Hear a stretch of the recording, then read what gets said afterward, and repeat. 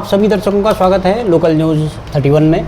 हमारे face to face कार्यक्रम में आज हमारे साथ मौजूद हैं उत्तराखंड स्वाभिमान मोर्चा के मुख्य संयोजक या अध्यक्ष जिनको कहें बॉबी पंवार, जो लगातार पिछले कई सालों से उत्तराखंड के ज्वलंत मुद्दों पर लगातार संघर्ष कर रहे हैं। युवाओं को न्याय दिलाने की बात हो, बहुत सारे संघर्षों पर ये सत्ता से टकराना इतना आसान नहीं होता है, लेकिन वो बहुत सब काम कर रहे हैं। उनसे हम बातचीत करेंगे। आज उनका स्वाभिमान मोर्चा का बागेश्वर में चिंतन गोष्ठी थी, उसको संबोधित करने यहाँ पर आए हुए थे। तमाम मुद्दों पर उन्होंने बातचीत की है। उनसे बातचीत करेंगे कि भविष्य उनकी क्या योजना है। वो भी पहले आपका स्वागत है हमारी चैनल। बहुत बहुत धन्यवाद सर। मोहित भाई, ये बताएं कि ये ज़रूरत आपको क्यों पड़ी कि एक उत्तराखंड स्वाभिमान मोर्चा नया राजनीतिक विकल्प देने की आपको क्यों आवश्यकता पड़ी इसके गठन की? देखिए, ये ज़रूरत मुझे नहीं पड़ी, ये ज़रूरत पूरे प्रदेश को है जी। जिस प्रकार से हमने लगभग 6 जिले में आज चिंतन गोष्ठी करी है जी, तो उसके बाद से वास्तव में लग रहा है कि ये सही डिसीजन था।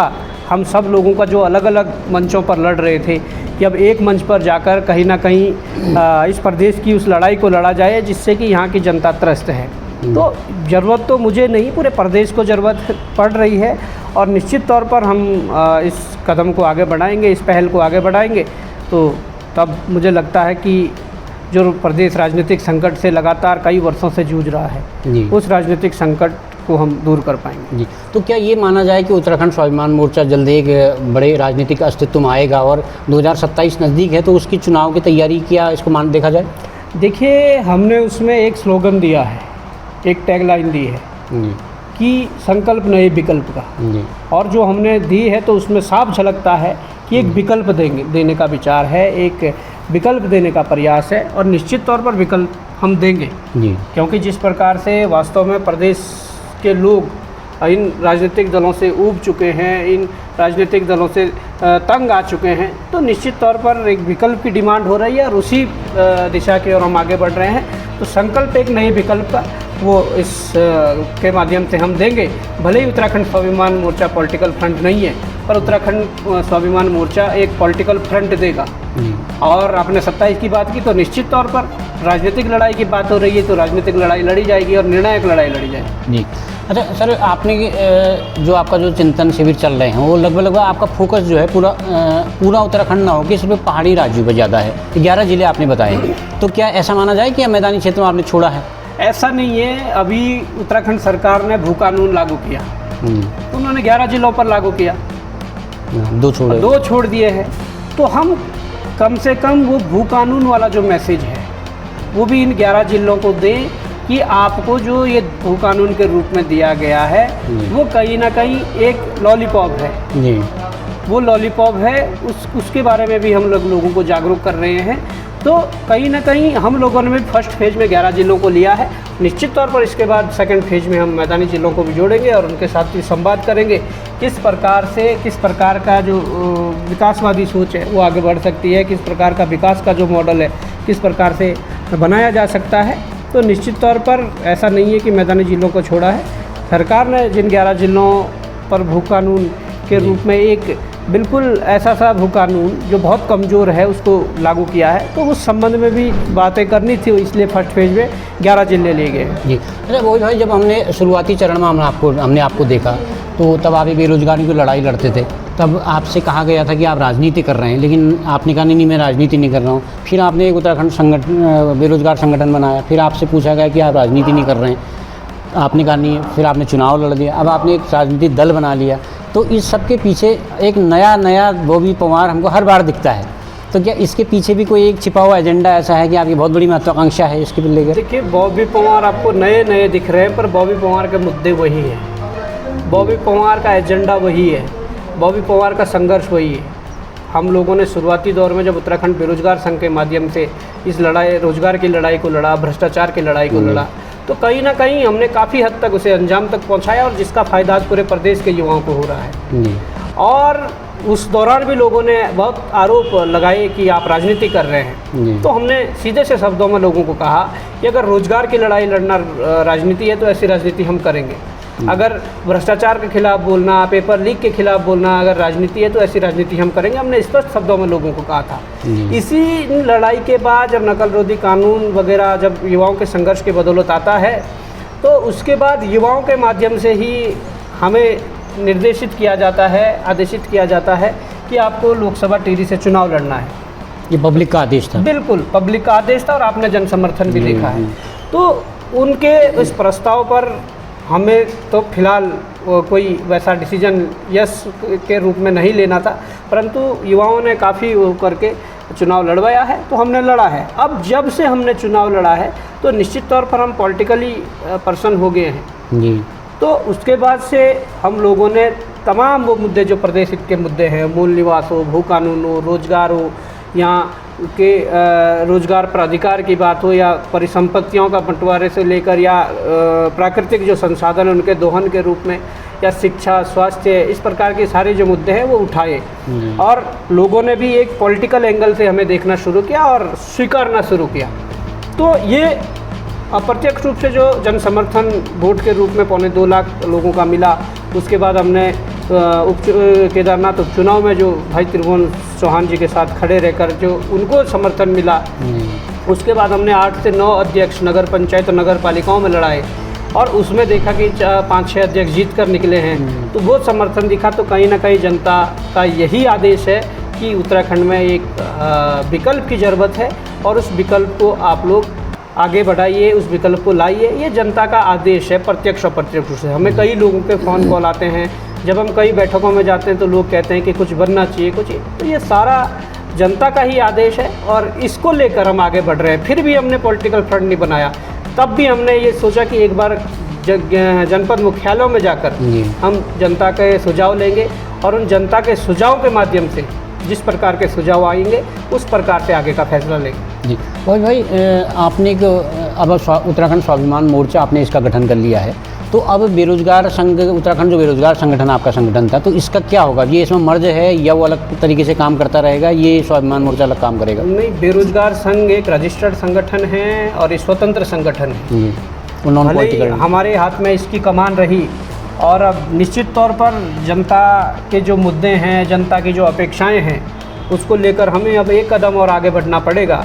एक कदम आगे बढ़ने का मतलब है कि बेरोजगार संघ का जो अध्यक्ष पद है उस पद से आगे की तरफ बढ़ना पड़ेगा। तो यही पॉलिटिकल दिशा में अगर जाना पड़ेगा तो निश्चित तौर पर उस बेरोजगार संघ के अध्यक्ष पद पर कोई काबिल युवा, कोई योग्य युवा, कोई क्रांतिकारी ज़रूर बैठेगा। जिस प्रकार से हमने अपने कर्तव्यों का निर्वहन किया और प्रदेश के युवाओं की रोजगार की और भ्रष्टाचार की लड़ाई जो लड़ी, उसी प्रकार से कोई युवा उसमें लड़ाई लड़ने का काम करेगा।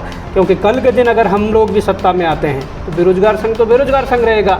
अगर हम भी कोई ऐसी गलतियां करते हैं जिससे कि युवाओं के रोजगार पर हनन हो रहा हो, जिससे कि परीक्षा माफिया हावी हो रहा हो, इस प्रकार की चीज़ें अगर हमारे सत्ता में रहने के बाद भी आती है तो निश्चित तौर पर बेरोजगार संघ उस दौरान भी पुरजोर विरोध करेगा, संघर्ष करेगा। तो ये तो एक ऐसा संगठन है कि जो युवाओं की जो मुद्दे हैं, लड़ाई है, उस लड़ाई को लड़ने का जीवन पर्यंत ये संघर्ष करेगा, काम करेगा। जी मोहित भाई, हमने उत्तराखंड के इतिहास को अगर देखें तो उत्तराखंड का इतिहास ऐसा रहा नहीं है कि क्षेत्रीय ताकतें यहाँ बहुत बड़ी ताकत के रूप में उभर के आई हैं। जनरली मतदाताओं का मूड देखिए ना तो भाजपा कांग्रेस भाजपा, बस यही रहा है ट्रेंड। तो आप इतनी उम्मीद में क्यों हैं, इतने विश्वास से कैसे कह सकते हैं कि आप सत्ता में आएंगे या आप इनका विकल्प बन जाएंगे? देखिए, हम सत्ता में आए ना आए, हम प्रदेश का विकल्प बने ना बने, पर ज्वलंत मुद्दों को लेकर, प्रदेश के जो हित के मुद्दे हैं उनको लेकर अगर संघर्ष करते हुए कोई लोग दिखाई दे रहे हैं तो उन लोगों को एकजुट करने का प्रयास है। और निश्चित तौर पर ये प्रदेश की जनता देख रही है कि कांग्रेस भाजपा आपस में मित्र विपक्ष का काम कर रही है, मिलाजुली सरकार चला रही है। जो कांग्रेस की भाषा भाजपा वाले बोल रहे हैं, भाजपा की भाषा कांग्रेस वाले बोल रहे हैं। तो इस दौरान बहुत लंबे समय बाद प्रदेश की जनता के मन में ज़रूर इस बात पर चिंतन लोगों ने किया कि ये वास्तविक रूप में जिस प्रकार से हम सोचते थे वैसा नहीं है, ये कुछ अलग है। तो ये जो एक लोगों का जो विचार है वो अगर बदले हैं तो निश्चित तौर पर मुझे लगता है कि तीसरा नहीं, नया विकल्प भी आएगा, सत्ता में भी आएगा। और इस प्रदेश की जो लड़ाई जो आज सड़कों पर लड़ी जा रही है वो विधानसभा के अंदर लड़ी जाएगी।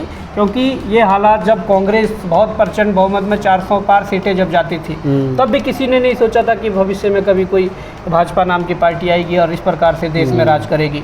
फिर जब दिल्ली के अंदर कांग्रेस कितनी हावी थी, शीला दीक्षित जी थी, उसके बाद किसी ने सोचा केजरीवाल जी आएंगे और दिल्ली के साथ साथ हरियाणा पंजाब में भी सरकार बनाकर वो सारी चीज़ें करेंगे। ये समय है हमारे समाज के भीतर जो लोग अच्छे काम करेंगे, जो उस जनता के बीच खड़े रहेंगे, जो जनता के मुद्दों पर मुखर रहेंगे, निश्चित तौर पर जनता उनके साथ रहेगी।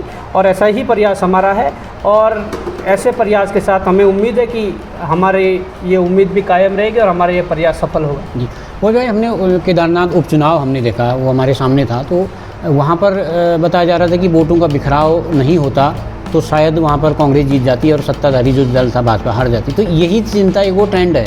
तो ऐसा लग रहा है कि अगर वो होगा तो सत्ता का जो वोटों का जो ध्रुवीकरण है या जो वोटों का जो बिखराव है वो बढ़ेगा, तो एक तरफ को ध्रुवीकरण होगा, तो इससे तो बीजेपी को फ़ायदा मिलेगा। ऐसा नहीं है, भाजपा और कांग्रेस तो चाहती है कि कोई तीसरा लड़े ही ना। क्या लोकतंत्र में ये संभव है कि कोई तीसरा ना आए? कोई तीसरा आएगा तो तुम उन्हें बोलोगे कि ये वोट कटुआ है, ये ऐसा कर देंगे।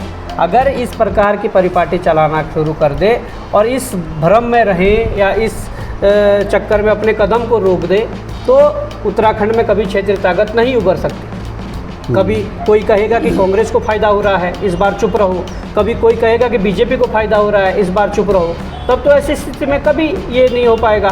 परंतु हम दावे के साथ कह सकते हैं कि हमारे लोकसभा चुनाव में भी कांग्रेस भी थी, भाजपा भी थी, हम भी लड़े, पर कई विधानसभा सीटों पर हम पहले नंबर पर रहे, जहाँ पर कांग्रेस और भाजपा को मिलाकर उतने वोट नहीं पड़े जितने हमें अकेले पड़े। ऐसा नहीं है, लोग चीज़ों को समझ रहे हैं, लोग मुद्दों पर आ रहे हैं। और ऐसा ना हो कि जब मुद्दों को समझने के बाद लोग अपना डिसीजन जब लेंगे मत देते हुए, तो निश्चित तौर पर ऐसा ना हो कि ये स्थिति जो बनी थी लोकसभा में, कई विधानसभाओं में, कि भाई जितना कांग्रेस भाजपा को मिलकर पड़ा उतना हमें अकेले पड़ा। तो ये स्थिति जब बनेगी तो इसमें कुछ नहीं कह सकते। फिर तो आप या लोग समाज ये कहेगा कि कांग्रेस और भाजपा आपस में वोट कटवा साबित हो रही है। जी वही भाई, इस बीच अब जल्दी शायद 2-3 दिन के भीतर में इस सरकार के 3 साल पूरे होने वाले हैं। तो सरकार आज से उनका एक अभियान शुरू हो गया है, वो अपनी उपलब्धियां गिना रहे हैं जगह जगह जाके, और वो कह रहे हैं कि जैसे हम नकल विरोधी कानून लाए, यूसीसी लाए, भू कानून लाए और तमाम रिवर्स पलायन हमने कर दिया कह रहे हैं। वो आज उनकी प्रेस में भी था। तो ये सारी उपलब्धियां जब आप होती हैं तो आप क्यों आप सरकार से नाराज़ रहते हो? ये सारी उपलब्धियां आपको दिखती हैं? क्या उपलब्धियां है? यूसीसी किसने मांगा था? आप एक बता दीजिए कि उत्तराखंड के किसी व्यक्ति ने यूसीसी के लिए मांग करी, यूसीसी के लिए ज्ञापन दिया, यूसीसी के लिए आंदोलन करा? यूसीसी मांगा ही नहीं था, इसलिए आपकी उपलब्धि फेल है। दूसरा, नकल विरोधी कानून की आप बात कर रहे हैं, युवाओं ने डंडे खाए, युवाओं का खून बहा, युवा जेल गए, तब जाकर नकल विरोधी कानून आया, जिसमें कि बहुत सारी अभी कमियां हैं। और नकल विरोधी कानून से पहले हम लोगों के संघर्ष की बदौलत, उत्तराखंड के युवाओं के संघर्ष की बदौलत 100 लोग जेल भेजे। आप ये बता दीजिए कि नकल विरोधी कानून आने के बाद किस पर कार्रवाई हुई, क्यों नहीं कार्रवाई हुई? ये सारी चीज़ें हैं। इसके अलावा और भी जो उपलब्धियां हैं, बहुत अच्छी उपलब्धियां हैं। रिवर्स कानून लाए हैं, तो क्या उधम सिंह नगर और हरिद्वार उत्तराखंड का हिस्सा नहीं है? क्यों उस पर लागू नहीं होता है? तुमने छोटी छोटे ग्राम सभाओं को भी ग्राम पंचायतों में, नगर पंचायतों में वो कर दिया है, कन्वर्ट कर दिया है। और वहाँ पर तुमने क्लॉज खोल दिया है कि नगर पंचायतें, नगर पालिकाएँ, नगर निगम इसके क्षेत्र में श्रेणी में नहीं आएंगी। तो कैसा भू कानून है? बहुत लचर भू कानून है। इसके अलावा आप उपलब्धि देखिए शराब की, ये रोजगार नहीं है, गांव-गांव जाकर शराब बांट रहे हैं, शराब नशे की तरफ बढ़ा रहे हैं। इसकी भी कोई डिमांड नहीं है, कोई डिमांड नहीं है। कौन कह रहा है कि तुम इस गांव में ठेका खोल दो, इसमें ये खोल दो? बार खोल दो। लगातार जो जिस प्रकार से इनकी उपलब्धियां जो है, उनमें सारी खामियां ही खामियां हैं। पर अब जनता के बीच जब ये जाएंगे तो जनता अपने आप उसको अस्वीकार जब करेगी तो निश्चित तौर पर इन्हें पता लगेगा। खनन के नाम पर देख लीजिए, हैदराबाद से कंपनियां बुला कर इस यहाँ के नदियों का सीना चीर दिया है। यहाँ के युवाओं को जो रोजगार मिल सकता था, उस रोजगार को इन्होंने बांट दिया है, बेच दिया है। फिलहाल बागेश्वर में तो रोक, खलिया खनन पर भले ही रोक लगी है, माननीय न्यायालय के आदेश के उपरांत रोक लगी है, पर इन्होंने तो, मैंने देखा जब मैंने खलिया खनन प्रभावित क्षेत्रों का निरीक्षण किया, हाँ जब हम गए थे, तो हमने देखा कि 1-1.5 किलोमीटर के एरिए में कम से कम 20 से 25 से 30 पॉकलेटें खड़ी है। तो क्या करना चाहते हैं? वो खनिज नहीं, वो खनिज है। उसका खनन इस तरीके से नहीं हो सकता जिस तरीके से तुम करना चाहते हैं, उसके कुछ मानक हैं। तो ये सारी चीज़ें हैं। ये उपलब्धियां केवल मीडिया में की सुर्खियों में रहती है, सोशल मीडिया में रहती है, अखबारों में रहती है, क्योंकि सूचना विभाग का जो इन्होंने बजट जो इस बार बढ़ाया है, इसीलिए बढ़ाया है क्योंकि जो वास्तविक रूप से जो इस प्रदेश की पीड़ा को उठाएगा, वास्तविक रूप से जो यहाँ के ज्वलंत मुद्दों को उठाएगा, 400 करोड़ का जो बजट रखा है उनको नहीं मिलेगा। जो इनकी चाटुकारिता करेगा, जो इनके बड़े बड़े पोस्टर फ्रंट पेज पर छापेगा, जो इनकी गलतियों को छुपाएगा, उन लोगों को 400 करोड़ रुपए का बजट रखा गया है।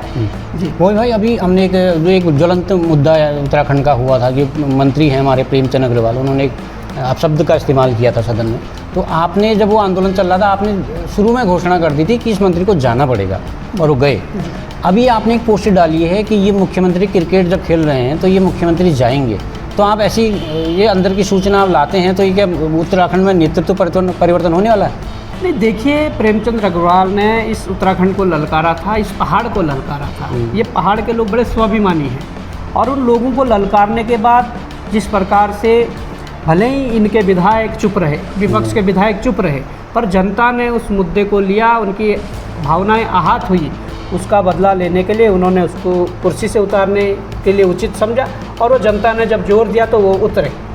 बात सीएम की करूं तो आप कह रहे हैं कि बात, आपने एक पोस्ट डाली, मैंने वो देखी थी। देखिए, हमने इसलिए पोस्ट डाली है कि उनके द्वारा, जो मैंने कहा भी, सूचना विभाग के 400 करोड़ जो जारी हुए हैं, किन के लिए हुए हैं? वो उनके लिए हुए हैं जो इनका चेहरा चमका सके। उनका ही एक मीडिया के बंधु उधर कहीं गए थे, और वो उस क्वार्टर को दिखा रहे थे, उस यमुना कॉलोनी में, नहीं, उस यमुना कॉलोनी में एक बंगले को, जहाँ पर कि जो यहाँ मंत्री रहा वो पूरा अपना कार्यकाल नहीं कर पाया। हाँ, वो पर हमने फिर उसमें तर्क दिया कि जो वहाँ मुख्यमंत्री रहे हैं, जहाँ पर अभी धामी जी, वो भी अपने कार्यकाल पूरे नहीं कर पाए। हमने तर्क दिया, और निश्चित तौर पर होगा, आप देखते जाइए कि क्या होने वाला है। निश्चित तौर पर होगा। जिस प्रकार से लूटबाजारी उत्तराखंड में चल रही है, जिस प्रकार से उनके कार्यकाल में जनता त्रस्त है, जिस प्रकार से उनसे जनता नाखुश है, केवल बस जो मीडिया में दिखाया जा रहा है वो सच नहीं है। वो इसलिए सच नहीं है कि सूचना विभाग का बजट ही इसलिए बढ़ाया गया है कि मुख्यमंत्री की बातों को बड़ा चढ़ा कर लिखो, मुख्यमंत्री के कामों को बड़ा चढ़ा कर लिखो, इसलिए मुख्यमंत्री ने सूचना विभाग का ये बजट बढ़ाया है। हम तो चाहते हैं कि उन यूट्यूब, उन डिजिटल जो हमारे चैनल है उनको भी दे, जो ज़मीनी मुद्दे उठा रहे हैं, जो वास्तविक मुद्दे उठा रहे हैं, पर उन्हें नहीं देंगे। ये इसलिए बढ़ाया गया कि जो मुख्यमंत्री की बातों को, उनके कामों को बड़ा चढ़ा कर लिख सके। और आजकल भी वही चल रहा है। जब हटने की खबरें चली तो उन खबरों को दबाने के लिए फिर वो मीडिया आगे आया, जो मीडिया मैनेजमेंट का उनका पार्ट है। चलिए, बहुत बहुत धन्यवाद बहुत भाई, आपने व्यक्त समय में से बातचीत के लिए वक्त निकाला, इसलिए बहुत बहुत धन्यवाद। बहुत बहुत धन्यवाद। तो आप थे हमारे साथ उत्तराखंड स्वाभिमान मोर्चा के मुख्य संयोजक या प्रदेश अध्यक्ष बॉबी पंवार, जिनका स्पष्ट मानना है कि वो राजनीतिक विकल्प के तौर पर, एक स्वाभिमान मोर्चा के तौर पर वो आए हैं, और जनता का जो समर्थन उनको मिल रहा है, उनको पूरा विश्वास है कि जनता उन्हें जरूर हाथों हाथ लेगी, और 2027 में बड़े विकल्प के रूप में तो वो उभर कर सामने आएंगे, और जनता के ज्वलंत मुद्दों को उठाना वो बंद नहीं करेंगे। लोकल न्यूज़ 31 के लिए मैं सुरेश पांडे।